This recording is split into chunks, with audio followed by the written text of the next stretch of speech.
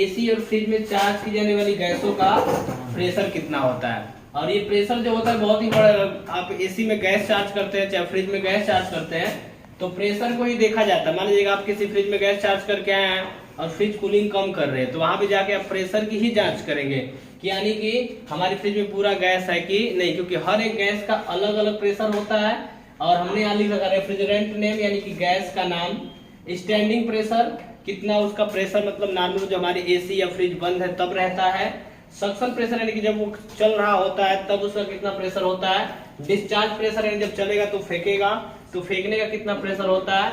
और साथ साथ बॉइलिंग टेम्परेचर कितना होता है। बॉइलिंग का मतलब होता है जब हमारी गैस क्या होती है उबलती है ना, जब कैपिलरी पाइप से ज्यादा पतली हो जाती है और जब पतली से जाती है और फिर मोटी हो जाती है वहां पे क्या होता है उबलन होता है, जिससे क्या होती है वो गैस हमारी संघनित होती है और वो ठंडा होती है। तो यहाँ पर हमको डिस्कस मेन यही चीज करनी है कि किस गैस को कितना चार्ज किया जाएगा, ठीक ना। और इसके अलावा प्रेशर के बारे में बात करें किसका कितना प्रेशर होता है। तो प्रेशर को ही हम चार्ज करते हैं, यानी कि जिस भी एसी में चार्ज है उसके प्रेशर को चार्ज। जैसे देखिए R22 गैस है। अब R22 जो गैस है ये R22 गैस एसी के अंदर चार्ज की जाती है, ठीक ना। और एसी में चार्ज होती है जैसे कि हमारा आधा टन से लेकर के एसी आधा से 1 टन के बीच में अगर एसी आती है विंडो एयर कंडीशनर तो विंडो में ये चार्ज होती है। कहां से लेकर के आधा से 0.5 से लेकर के 1.0 टन तक, यानी कि 1 टन के आसपास में चार्ज होती है। और फिलहाल में इस गैस को बंद कर दिया गया है।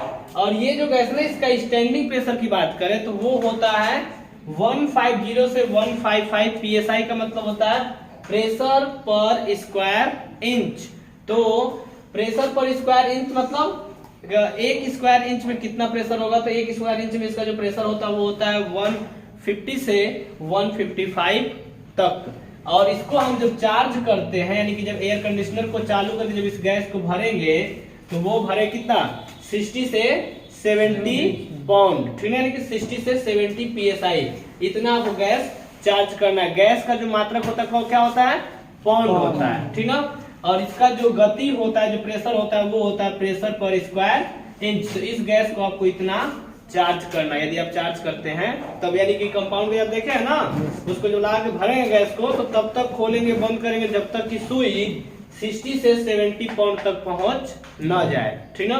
और इस गैस का जो डिस्चार्ज प्रेशर यानी कि जो हमारी एसी चलती है और जब गैस फेंकता है तो उसका जो प्रेशर होता है वो होता है 250 से 300 psi तक। और ये जो इसकी कूलिंग कैपेसिटी है वो है -40 डिग्री सेल्सियस यानी कि -40.8 लगभग माने तो 41 डिग्री सेल्सियस के आसपास है ना। माइनस में मैं समझ रहे हैं ना कूलिंग यानी कूलिंग इसका होता है माइनस में। अगर हम नॉर्मली बात करें तो -1 -2 पे हमारी पानी जो होती क्या बर्फ लगती है ना। और ये -40 तक कूलिंग होता है इस गैस का। लेकिन ये पूरी कूलिंग थोड़ा ना आपको मिल पाती है, इस कूलिंग पे हवा टकरा करके जाती है तो हवा क्या होती है ठंडी होती है ना।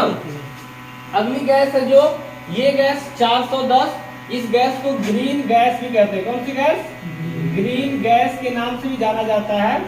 और ये जो गैस है ये आजकल की जितनी भी एसियां बन के जैसे इन्वर्टर एसी हुई नॉर्मल एसी हुई या कोई और एयर कंडीशनर हुआ उसके अंदर में ये 410 वाली गैस चार्ज किया जाता है। 10A गैस है वो है ग्रीन गैस। और ये गैस सबसे अधिक चार्ज होती है जैसे इन्वर्टर एसी आ गई या स्प्लिट एसी आई या विंडो एसी आई, इनमें इन्वर्टर एसी आते हैं ना उसके अंदर ये गैस चार्ज होती है। और नॉर्मल एसी में फिलहाल में ये वाली गैस चार्ज हो गई क्योंकि ये जो गैस है ना ये है फ्लेमेबल गैस यानी कि ज्वलनशील गैस। अब ज्वलनशील गैस का फायदा क्या होता है अगर बाई चांस इसको आपने खोला या किसी कारणवश ये गैस निकल गई तो जब आकाश में जाएगी तो सूर्य की गर्मी सूर्य के पास पहुंचने से पहले क्या हो जाती है जल जाती है। और ये जो गैस जैसे 22 है ये गैस जलती नहीं है, जाके ओजोन लेयर पे चिपक जाती है और चिपकेगी तो क्या करेगी नुकसान पहुंचाती है उसको। इसलिए इस गैस को अब फिलहाल में चार्ज करना बंद कर दिया। लेकिन ये वाली गैस ग्रीन गैस है ये चार्ज ज्यादा किया जाता है, इससे कोई भी प्राकृतिक पर नुकसान पहुंचने वाला नहीं है। ये गैस वायुमंडल में निकलेगी और जैसे ही इसको हीट मिलेगा क्या हो जाएगी जल के खत्म हो जाएगी, ठीक ना।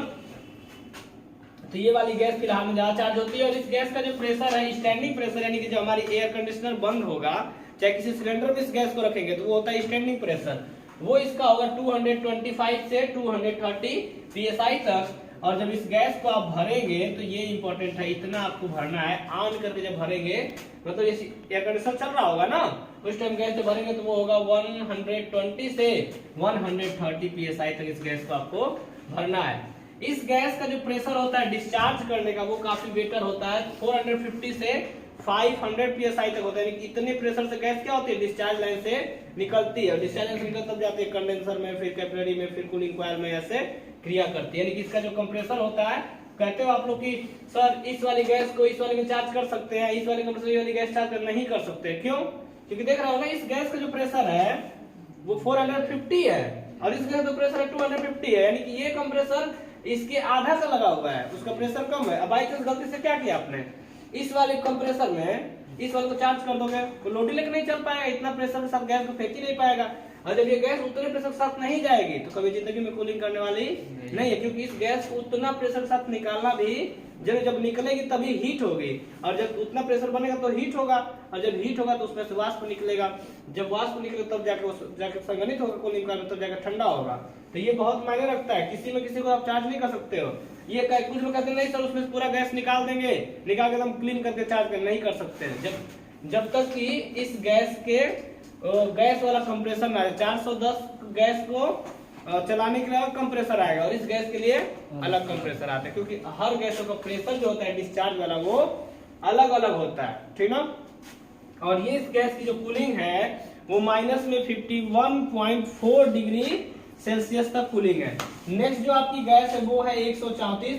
यहाँ पे हम बात करें 134 गैस की और 600A गैस की, जो दोनों गैसें हैं ये फ्रिज की गैस है, यानी कि ये दोनों गैसें फ्रिज के अंदर चार्ज की जाती है, ठीक ना।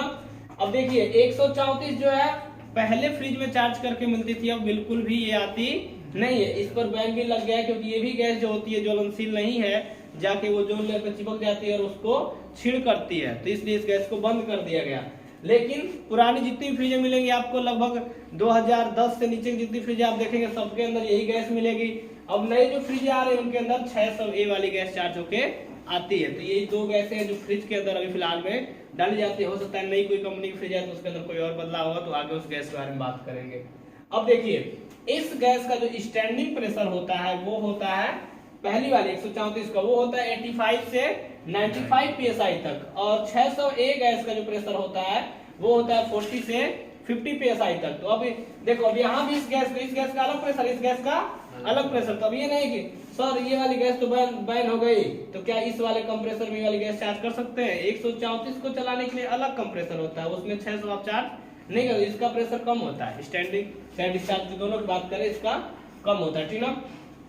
अब देखिए इस गैस को हम चार्ज करेंगे इतना 12 से 15 है ना, 12 से लेकर 15 psi तक चार्ज कर रहे हैं आप, और इसको चार्ज करो बिलो का मतलब नीचे, जीरो से भी कम, 0 से लेकर के 1 psi तक आपको चार्ज करेंगे। जैसे ही -30 से चार्ज करना स्टार्ट किए, -20 -10 आया, फिर 0 आया, ये गैस चार्ज है ना।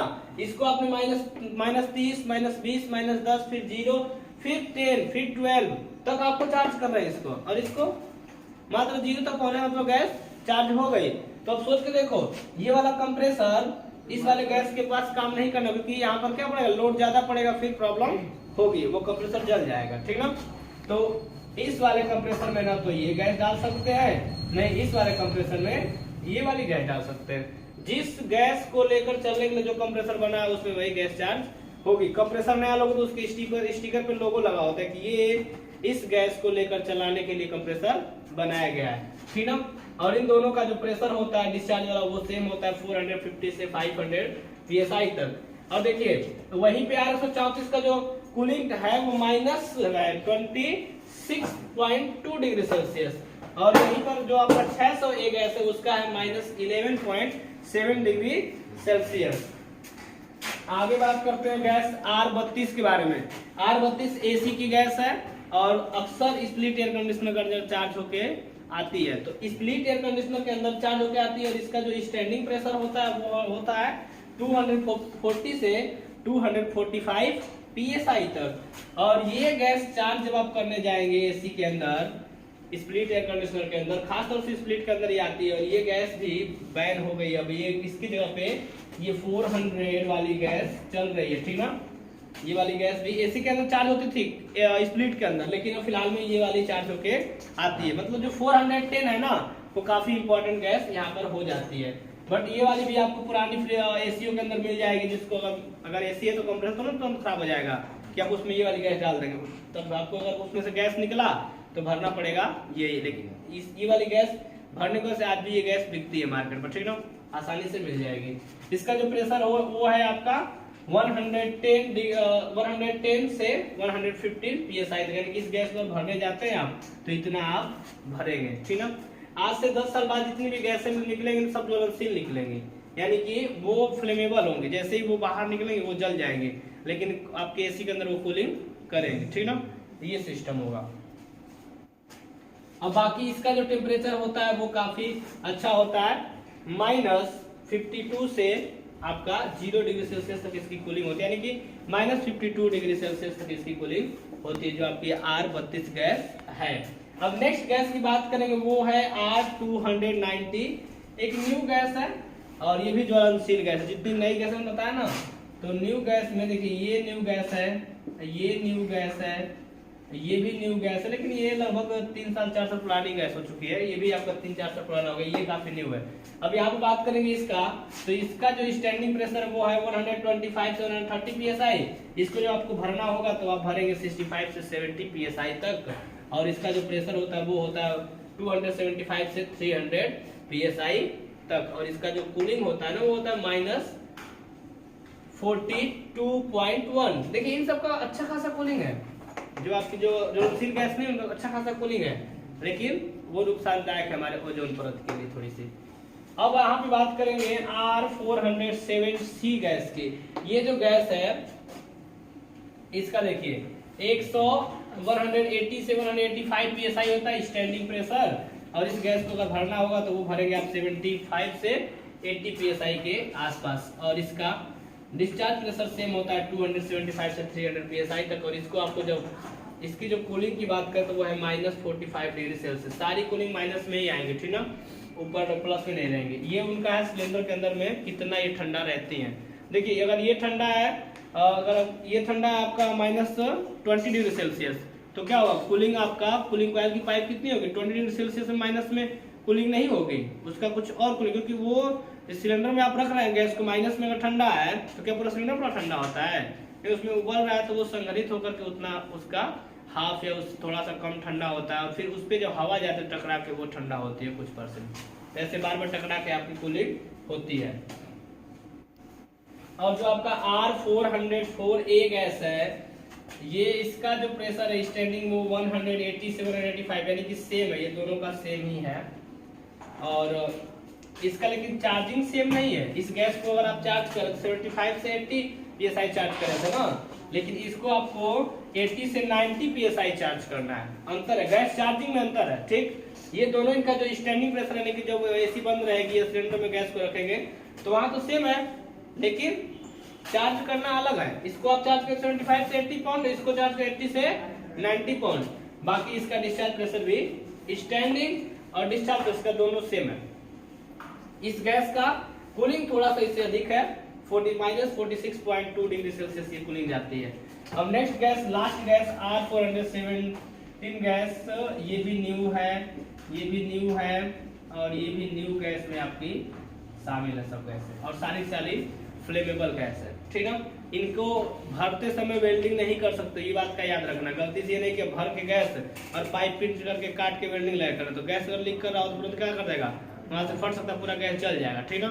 तो यहाँ पर चार्जिंग पिन वाल्व जानते हो ना, जो स्विच वाले वाल्व आते हैं उनसे गैस चार्ज करते हैं, गैस भरेंगे, खोल लेंगे, स्विच लॉक हो जाएगा, फिर उसके ऊपर कैप उसका लगा देंगे। तो ये जितनी मैं न्यू गैसों के बारे में बात कर रहा हूँ, इनको चार्ज करते समय वही विधि का उपयोग करेंगे। यही जब गैसें लॉन्च हुई तभी कंपनी ने क्या किया, वो आपका पिन वाला सिस्टम लगाया, जैसे गाड़ी में होता है ना, हवा भरते हैं तो उसका छुच्छिया दबता है, हवा भरा जाता है, फिर जैसे उसको खोलते हैं ऊपर आ जाता है, लॉक हो जाता है। वही सिस्टम आजकल के एसी के अंदर भी इतना पिन वाल्व आपका आता है, 35 रुपीज का, 30 रुपीज का, अलग रेट है, तो उसका उपयोग करते हैं जितने मैकेनिक होते हैं।